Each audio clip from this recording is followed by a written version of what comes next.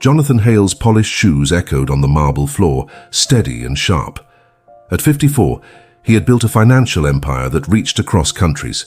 Yet his true pride was his office, a place of mahogany desks and leather chairs. Every pen was lined up, every paper stacked perfectly. Jonathan was the same, calm, precise, always in control.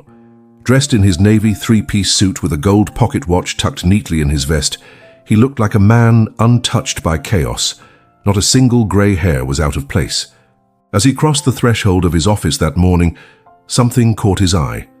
A glint of gold against the dark carpet, so small he might have missed it on any other day. But Jonathan Hale didn't miss details. It was how he had climbed to the pinnacle of his industry.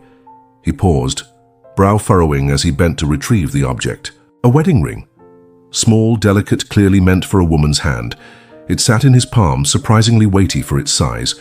Jonathan turned it over, searching for an inscription, a clue to its owner. But the band was smooth, unmarked save for the soft gleam of well-worn gold. He frowned, mind racing through the day's appointments.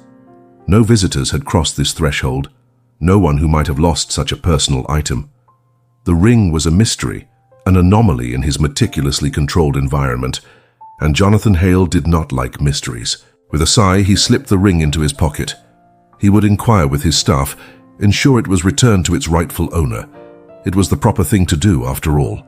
Yet, as he settled behind his desk, spreadsheets and reports demanding his attention, Jonathan found his thoughts drifting back to that small circle of gold. It felt like a story, waiting to be told. The day passed in a blur of numbers and negotiations, but the weight of the ring in his pocket remained a constant presence. As the sun dipped low, painting his office in hues of amber and gold, Jonathan found himself lingering. The cleaning staff would be arriving soon, and for the first time in years, he felt a curiosity about the people who moved through his space after hours, invisible but essential. The soft whir of a vacuum cleaner broke the silence. Jonathan stepped out of his office, the ring clutched in his hand.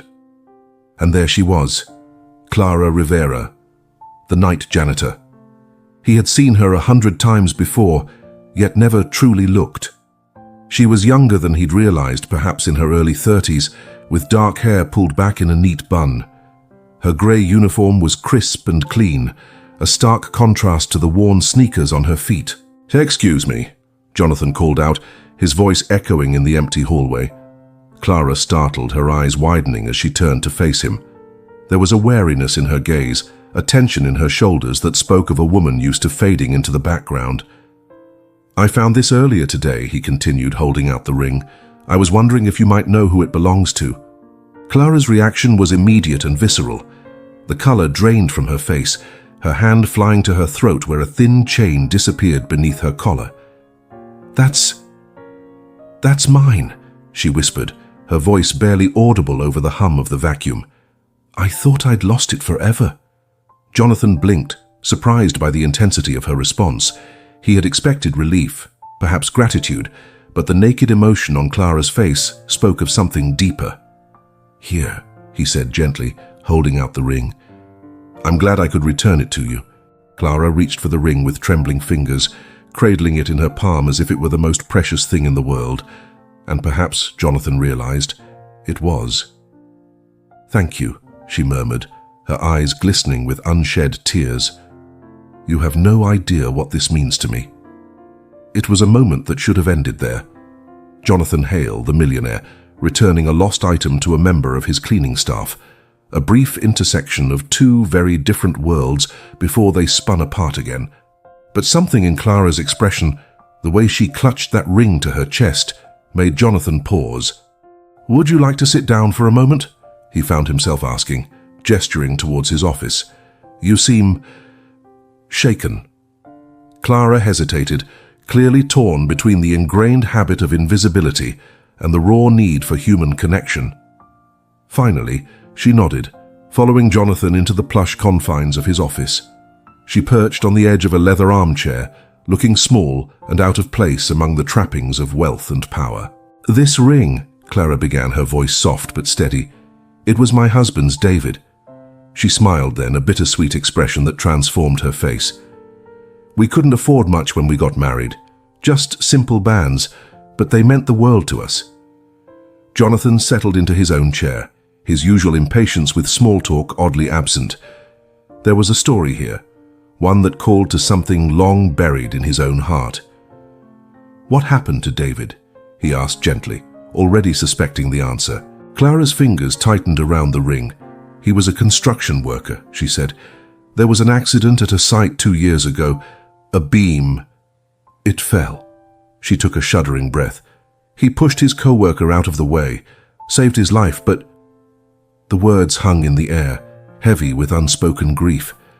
Jonathan found himself leaning forward, drawn into Clara's story despite himself. "I'm so sorry," he said, the platitude feeling woefully inadequate. Clara nodded, a single tear tracing its way down her cheek. "David was the kindest man I've ever known," she continued, "always putting others first, even when we barely had enough for ourselves. After he died, I couldn't bear to wear my ring. It hurt too much, but his—" She held up the gold band. "I wear it on a chain, close to my heart. When I realized it was missing," her voice broke then, and Jonathan found himself reaching out, offering a pristine handkerchief from his pocket. Clara accepted it with a watery smile, dabbing at her eyes. "I'm sorry," she said. "I don't mean to burden you with all this." "No," Jonathan said quickly, surprising himself with the vehemence in his tone. "No, it's not a burden at all." And he realized, with a start, that he meant it. In this moment, listening to Clara's story, he felt more alive than he had in years of boardroom battles and financial conquests. Clara looked at him then, really looked at him, perhaps for the first time. "You know," she said softly, "David would have liked you. He always said that true wealth wasn't about money, but about how you treated others, about the connections you made." Jonathan felt something shift inside him, a long-dormant part of his soul stirring to life. He thought of his own life, so carefully ordered and controlled, of the emptiness that sometimes echoed through his penthouse apartment, no matter how many expensive trinkets he filled it with. "Your husband sounds like a wise man," he said, his voice rougher than usual. I think I would have liked him too." They sat in silence for a moment, the unlikely pair, the millionaire and the janitor, brought together by a simple gold ring and the weight of shared humanity. When Clara finally stood to leave, she seemed lighter somehow, as if sharing her story had eased a burden she had carried alone for too long. "Thank you," she said again, meeting Jonathan's eyes with a warmth that surprised him. "Not just for finding the ring, but for listening, for caring." Jonathan nodded, unable to find the right words. As Clara turned to go, he called out, "Wait!"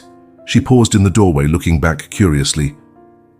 I was wondering," he said, feeling uncharacteristically uncertain. "Would you like to have coffee sometime? To talk more about David or anything really?" Clara's smile was like the sun breaking through clouds. "I'd like that," she said softly. "I'd like that very much." As the door closed behind her, Jonathan Hale sat back in his chair, the familiar trappings of his office suddenly seeming less important.